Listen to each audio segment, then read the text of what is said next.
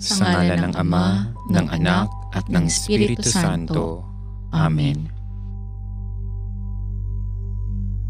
Ama namin, sumasalangit ka.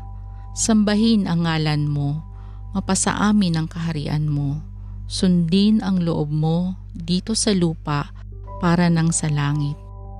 Bigyan mo kami ngayon ng aming kakanin sa araw-araw at patawarin mo kami sa aming mga sala para ng pagpapatawad namin sa mga nagkakasala sa amin.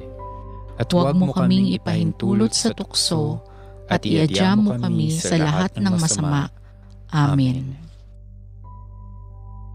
Sa ngalan ng Ama, ng Anak, at ng Espiritu Santo. Amen.